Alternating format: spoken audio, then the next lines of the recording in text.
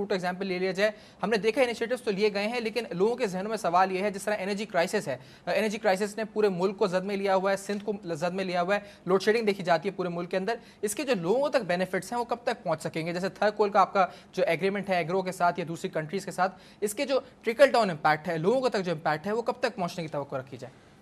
यहाँ पे दो किस्म के इनिशिएटिव्स हैं जो सिंध में लिए जा रहे हैं। जैसे आपने थर्कोल की बात की, थर्कोल एक लॉन्ग टर्म इनिशिएटिव है। अच्छा। जिसको मटेरियलाइज होते हुए कम से कम 3 से 4 साल लगेंगे। अच्छा। लेकिन उसकी दूसरी तरफ आप देखें तो जो विंड एनर्जी है उसमें हम एक्सपेक्ट कर रहे हैं ब्रेक थ्रू इस साल के आखिर से आना शुरू हो जाएगा, और इसके जितने भी प्रोजेक्ट्स हैं वो 1.5 से 2 साल में लग सकते हैं। अच्छा। और उसमें तकरीबन 500-600 मेगावाट के प्रोजेक्ट्स पे इस वक्त काम हो रहा है। इसके अलावा USAID 200 मेगावाट वो उसमें काम करना चाह रहे हैं।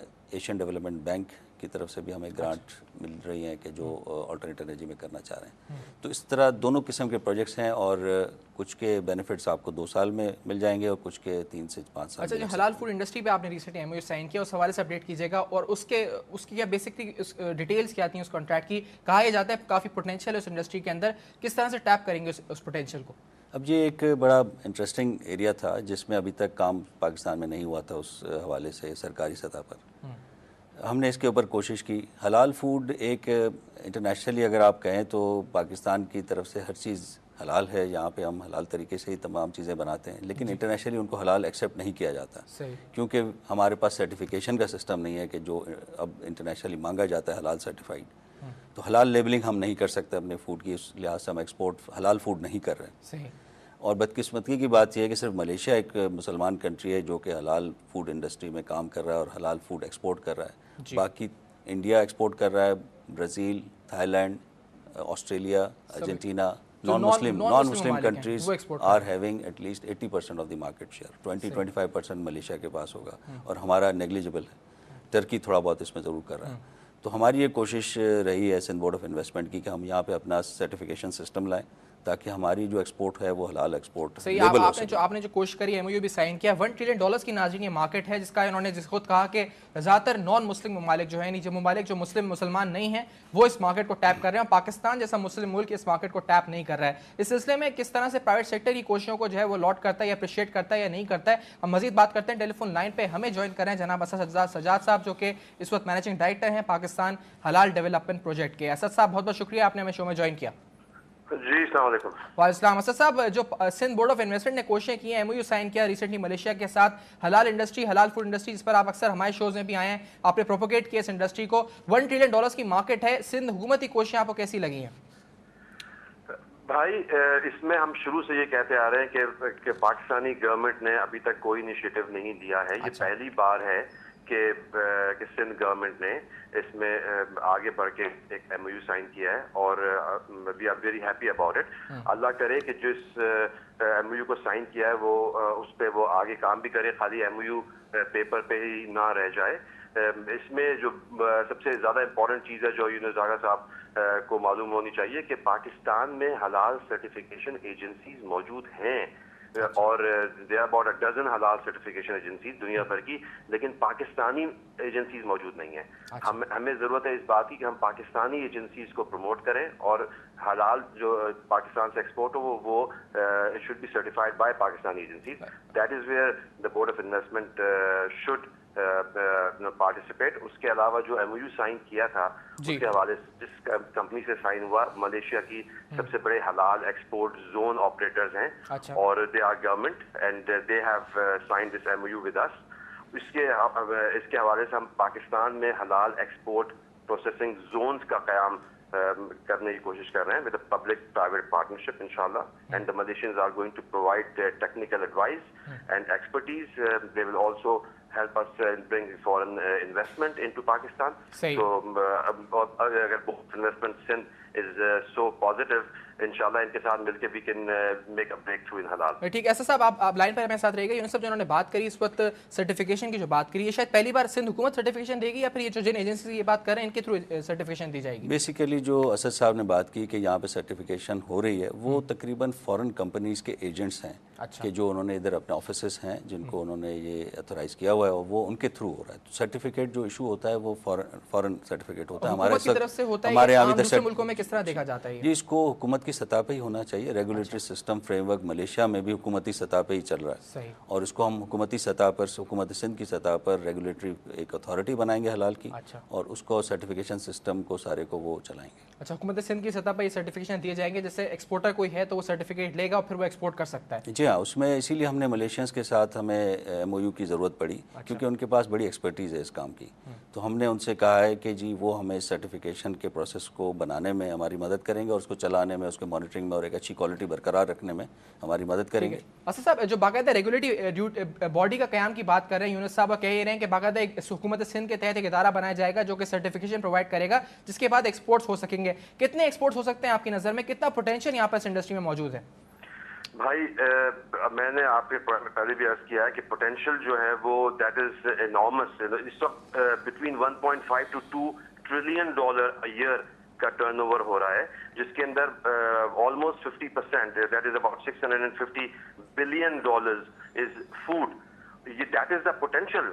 एवरी कंट्री इज बाइंग हलाल सर्टिफाइड फूड। पाकिस्तान से जितना भी हमारी एक्सपोर्ट्स है, हम उस टोटल एक्सपोर्ट को हम हलाल सर्टिफाई कर सकते हैं if we start working on the street. जहाँ तक इस सर्टिफिकेशन का ताल्लुक है, मैं इससे 100% एग्री करता हूँ। इस वक्त जो पाकिस्तान में सर्टिफिकेशन एजेंसीज हैं, एक एजेंसी के पास जाएं वो $2000 मांग रही है, दूसरी 1000 मांग रही है और तीसरी 500 मांग रही है। And people are getting confuse. Malaysia की एग्जाम्पल है, वहाँ पे एक सर्टिफिकेशन है जो गवर्नमेंट की है, सब्सिडाइज है, and people are not charge for the certification. Basically 100 ringgits यानी 2500 रुपए में मलेशिया में सर्टिफिकेशन होती है। अच्छा। और दुनिया भर में जो है वो 2-2 लाख रुपए में हो रही है, बिकॉज इसको एक धंधा बना दिया गया है। We have to follow the Malaysian example. Government has to subsidise and get the certification promotion, और लोगों को मौका फराहम किया जाए कि वो अपनी प्रोडक्ट को सर्टिफाई कराएं, because once they are certified उसी के बाद फिर एक्सपोर्ट हमारी बढ़ सकती है अंडर द हलाल लेबल, हलाल ब्रांड। ठीक है, बहुत बहुत शुक्रिया, आपने मेरे टेलीफोन लाइन पर ज्वाइन किया। सजाद साहब जो कि मैनेजिंग डायरेक्टर हैं पाकिस्तान हलाल डेवलपमेंट प्रोजेक्ट के, उनका कहना ये था कि अप्रिशिएट करते हैं सिंध बोर्ड ऑफ इन्वेस्टमेंट की इस कोशिश को, लेकिन उनका कहना ये था कि सर्टिफिकेशन कॉस्ट जो है, मलेशिया की एग्जांपल दी जहां पर 2500 पाकिस्तानी रुपए में ये हो सकती है, दूसरे मुल्कों में 2 से 2.5 लाख रुपए लगते हैं। क्या कॉस्ट रखी जाएगी? सब्सिडी देगी हुकूमत इसके ऊपर, या फिर जो कॉस्ट है मलेशियन मॉडल फॉलो किया जाएगा या कोई और मॉडल फॉलो किया जाएगा? जी बिल्कुल, हम मलेशियन मॉडल फॉलो करेंगे। हमारा मकसद यही है गवर्नमेंट सेक्टर में इसमें इस इनिशिएटिव का कि हम इस सेक्टर को प्रमोट करना चाहते हैं। हम इसके लिए इंसेंटिव्स भी देंगे, सब्सिडीज़ भी देंगे, और उसको कोशिश यही करेंगे कि उसको हम जल्द से जल्द अपना मार्केट कैप्चर कर सकें। सही है। और जिस तरह से प्राइवेट सेक्टर में असद साहब से बात हुई है, कोशिश आपको अप्रिशिएट करें सिंध बोर्ड ऑफ इन्वेस्टमेंट को, इस तरह से दूसरे और सेक्टर्स की अगर बात करूँ, पब्लिक प्राइवेट पार्टनरशिप का क्या सिनेरियो है? एक एंग्रो सिंध हुकूमत का एग्जाम्पल हमारे सामने मौजूद है, इसके अलावा भी और एग्जाम्पल सामने आ सकते हैं, सक्सेस स्टोरी सामने आ सकती हैं? इसके अलावा जैसे कुछ अर्से पहले आपने सुना होगा कि हम एक हाईवे बना रहे हैं, हैदराबाद मीरपुर खास रोड। अच्छा। उसके ऊपर हमारी पब्लिक प्राइवेट पार्टनरशिप है कोरियन कंपनी के साथ। अच्छा। इसके अलावा हम एक और जो हमने सिंध इन्वेस्टमेंट कॉन्फ्रेंस में एक पब्लिक प्राइवेट पार्टनरशिप का और प्रोजेक्ट हमने उधर करने की कोशिश कर रहे हैं कि जिसमें हम विंड एनर्जी में एक सिंध गवर्नमेंट का एक पब्लिक प्राइवेट पार्टनरशिप प्रोजेक्ट कर रहे हैं। तो इस तरह हम मुख्तलिफ सेक्टर्स को एक्सप्लोर कर रहे हैं। सही। और प्राइवेट सेक्टर, जैसे मैंने ब्रेक पे जाने से पहले कहा था कि प्राइवेट सेक्टर भी काफ़ी डिप्रेस्ड होता है। हमारे शोज़ में अक्सर प्राइवेट सेक्टर के नुमाइंदे आते हैं और वो ओवरऑल हालात से बड़े जो है गैर मुतमईन नज़र आते हैं। वो कहते ही हैं कि इस वक्त अगर हुकूमत फॉरेन इन्वेस्टमेंट को अट्रैक्ट करने की कोशिश कर रही है तो सब में पहले लोकल इन्वेस्टर का हाल तो देखें, जो इस वक्त बहुत ज़्यादा मुतासर हो चुके हैं, जो मुल्क के हालात हैं, सिक्योरिटी कंडीशंस हैं। आप समझते हैं कि इस वक्त लोकल इन्वेस्टमेंट को भी कुछ इंसेंटिव्स देने की ज़रूरत है? यकीनन इसमें सिंध बोर्ड ऑफ इन्वेस्टमेंट काफ़ी काम कर रही है। हम ये समझते हैं कि इस वक्त जो कॉस्ट ऑफ डूइंग बिजनेस है वो काफ़ी हाई है पाकिस्तान में, और उसको कम करने की ज़रूरत है। हमें अपने लाइन लॉसेस को दूर करने की ज़रूरत है। हमारी जो वापडा के और दूसरों के लाइन लॉसेस हैं जो ultimately become higher charges for electricity. तो इन सब चीज़ों पे सिंध बोर्ड ऑफ इन्वेस्टमेंट और इसको करती रहती है रेज़ मुख्तलिफ फोरम पे इन इशूज़ को। बट एक चीज़ ज़रूर है, इस वक्त पाकिस्तान के डिफ़िकल्ट हालात ज़रूर हैं। एक सिक्योरिटी कंडीशन है हमारे रीजन में, जो वॉर एंड टेरर चल रही है अफ़गानिस्तान में, उसका डेफिनेटली एक इम्पैक्ट है। उसके बावजूद जिस किस्म की हमें वाइब्रेंसी नज़र आती है हमारी बिज़नेस कम्युनिटी में, और जो इन्वेस्टर्स का इंटरेस्ट है पाकिस्तान में, उससे हमें उम्मीद करनी चाहिए कि जैसे ही इंशाल्लाह हमारे हालात ठीक होंगे, बहुत जल्द हमें अपसर्ज मिलेगा इसमें। इन्वेस्टमेंट क्लाइमेट आप समझते हैं कि इस वक्त तो चलें वॉर हो रही है, लेकिन आगे चल के बेहतरी की तवक्को? जी हाँ, यकीनन अपॉर्चुनिटीज़ कभी भी मिस नहीं होती। लोग जो अपॉर्चुनिटीज़ को देखते रहते हैं वो उनके ऊपर नज़र रख के बैठे होते हैं, और जैसे ही मुनासिब वक्त होता है वो ज़रूर बिल्कुल। रिटर्न ऑन इन्वेस्टमेंट जब बेहतर है आपके पास तो फिर क्यों फॉरेन इन्वेस्टमेंट? और हमें हमें करने की इस वक्त ज़रूरत है, ये जिसको हम कह रहे हैं प्रिपरेशन पीरियड के तौर पे, इस पीरियड को हमें इस्तेमाल करना चाहिए। और हमें अपनी जो एक तो जो फैसिलिटेशन सिस्टम है, वन विंडो ऑपरेशन बिल्कुल होना चाहिए उस तरीके का कि जिस तरह इंटरनेशनली है, कि आप जब एक किसी एजेंसी के पास चले जाएं तो फिर आपको 10 जगहों पे ना जाना पड़े। सही। अच्छा, ये मैं इस तरफ आना चाहूँगा, यूनिसेफ के प्रोग्राम का आखिरी हिस्सा आ चुका है। अब तक जो हमने प्रोजेक्ट्स देखे हैं सिंध बोर्ड ऑफ इन्वेस्टमेंट के तहत, या पब्लिक प्राइवेट पार्टनरशिप के एग्जाम्पल जो देखे हैं, फॉरेन इन्वेस्टमेंट के एग्जाम्पल जो देखे हैं, हमने देखा ये क्राइटेरिया इसमें क्या रखा जाता है। एक तो सेक्टर का पोटेंशियल हो गया, ये चीज़ सामने आ गई। क्या इस चीज़ को भी मद्देनजर रखा जाता है कि सब मुल्क का सबसे बड़ा मसला क्या है और उसी चीज़ में इन्वेस्टमेंट जनरेट की जाए? क्या इस चीज़ को मद्देनजर रखा जाता है, एज अ क्राइटेरिया लिया जाता है? जी हाँ, जैसे मैंने आप एनर्जी की दोबारा मैं बात करूँगा, एनर्जी में क्यों हम इतना बड़ा इंसेंटिव दे रहे हैं, उसका मकसद ही यही है कि ये हमारी प्रायोरिटी है, लेकिन इसलिए हम ये एक जैसे एक्स्ट्राऑर्डिनरी। डेट्स हैं, मैंगोज हैं, चले पोटेंशियल तो है, लेकिन उसका फ़ायदा आम आदमी तक पहुँच रहा है? जी हाँ, बिल्कुल उसका फ़ायदा आम आदमी तक पहुंच रहा है। जब आपकी डेट सेक्टर या इस किस्म के और एग्री के सेक्टर में प्राइसेस आपको बेहतर मिलेंगे इंटरनेशनली, तो उसका फ़ायदा आम एक ज़मींदार, एक आम हारी तक भी जाएगा उसका। सही। और इस तरह से जैसे इलेक्ट्रिसिटी है, ये तो एक चीज़ है, एनर्जी एक इंपॉर्टेंट चीज़ है। कंस्ट्रक्शन के हवाले से मैंने कहा कि पूरे मुल्क में तकरीबन 9 लाख मकान जो है तबाह हुए हैं। सिंध के अंदर भी काफ़ी जो है डिस्ट्रक्शन इस सैलाब की देखी गई है। इन मकानों को दोबारा रिकंस्ट्रक्ट करने के लिए कोई इस तरह का इनिशिएटिव कंस्ट्रक्शन इंडस्ट्री के साथ देखा जाएगा, या ऐसा कुछ सूरत देखी जा सकेगी? यकीनन इस पर मैं बहुत ज़्यादा कमेंट नहीं करूँगा, क्योंकि नेशनल डिज़ास्टर मैनेजमेंट अथॉरिटी और हमारी जो प्रोविंशियल डिज़ास्टर मैनेजमेंट अथॉरिटीज़ है, ये उनका डोमेन है, वो ज़रूर इसके ऊपर काम कर रहे हैं। कि जिस तरह के हम कोशिश यही यकीनन की जा रही है कि उनको ही हम सब्सिडाइज़ करें, जो लोग तबाह हुए हैं, कि वो अपने मकान खुद तामीर कर सकें। अच्छा। लेकिन सिंध बोर्ड ऑफ इन्वेस्टमेंट यकीनन उसमें उसका रोल नहीं होगा, वो ये नेशनल डिजास्टर मैनेजमेंट अथॉरिटी का काम है। ठीक है, फाइनली कुछ अपने कमेंट्स दीजिएगा, अपने मैसेज दीजिएगा लोकल इन्वेस्टर्स को भी, फॉरेन इन्वेस्टर को भी। इन्वेस्टमेंट क्लाइमेट की हमने बात करी, लोकल इन्वेस्टर काफ़ी डिप्रेस्ड है, उसको मैसेज आपका, और फॉरेन इन्वेस्टर जिसको आप अट्रैक्ट करना चाहते हैं, किस तरह से मार्केट करेंगे पाकिस्तान को, सिंध को किस तरह से मार्केट करेंगे? लोकल इन्वेस्टर्स को मैं यही कहूँगा कि वो डाइवर्सिफिकेशन की तरफ तवज्जो दें।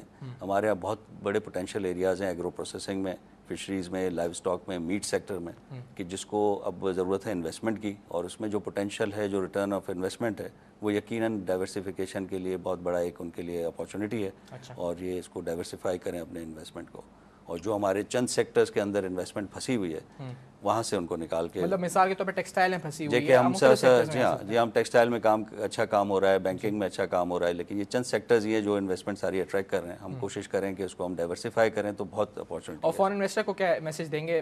बहुत अच्छी अपॉर्चुनिटी है, आ जाएं इन्वेस्टमेंट करें फॉरेन। जी हाँ, फॉरेन इन्वेस्टर उसको देख भी रहा है, और फॉरेन इन्वेस्टर को इससे अच्छी कॉम्पिटिटिव जो हम दे रहे हैं इंसेंटिव पैकेज दुनिया में और कहीं नहीं मिलेगा। ठीक है, बहुत बहुत शुक्रिया, आपने हमें ज्वाइन किया। मोहम्मद यूनुस डागा साहब हमारे साथ शो में मौजूद है।